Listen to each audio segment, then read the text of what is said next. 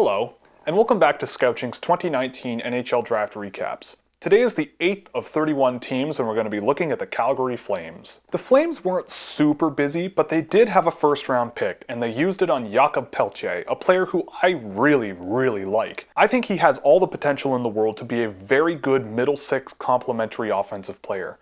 There were very few players in this draft that impressed me in dangerous areas as Peltier did. He's undersized, but he gets to dangerous areas because of his skating, his tenacity, and his skill. He's an underrated skilled winger, and I think there's a really interesting player here for the Flames moving forward.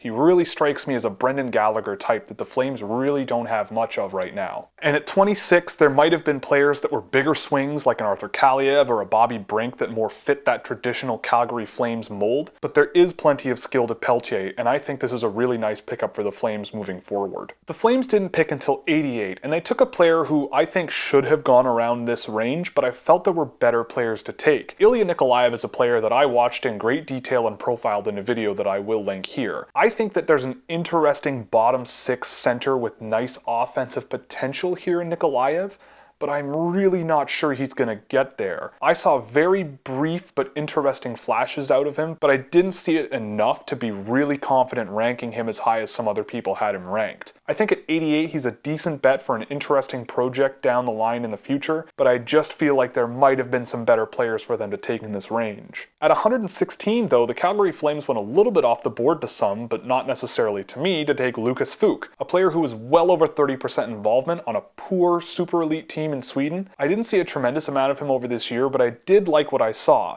It's a really nice swing in the 4th round, and the analytical profile is really promising, so it'll be interesting to see where he goes from here. At 115, the Flames also picked another player that I really liked in Josh Nodler. I saw him quite a few times this year, and I found him to be really undervalued. His two-way play on a not-so-great team was really promising, and I found him to be a really nice generator of scoring chances off the wing. I think with him and Peltier combined down the line for Calgary, it gives them two interesting complementary options. He's going to need a bit of patience, but I do like the tools that I saw out of him. He was a bright spot on a poor team, and I think that that's an interesting bet to make at 150th. And in the 7th round, the Calgary Flames just took a big swing on a goaltender in the WHL who stops a tremendous amount of pucks. Now look, Carter Hart was a 2nd round pick and is just a shade over 6 feet and stopped a tremendous amount of pucks, and look at him now. Dustin Wolf was Academic Player of the Year in the CHL this year, which I think is notable, and he stops a tremendous amount of pucks even though his team in front of him is pretty talented. I think that's worth a bet in the 7th round, and he's a player that I had on my watch list as a 7th round pick.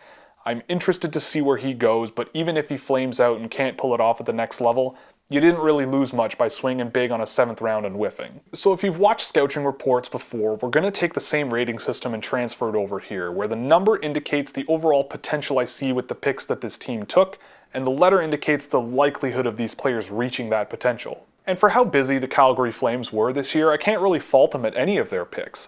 I think they get a strong 1D. I think Peltier has all the tools to be a really good complementary player that's dangerous in dangerous areas, and you can't really have enough of those players. Nikolaev might be a nice swing in the 3rd round and has a lot of potential if he captures those rare flashes.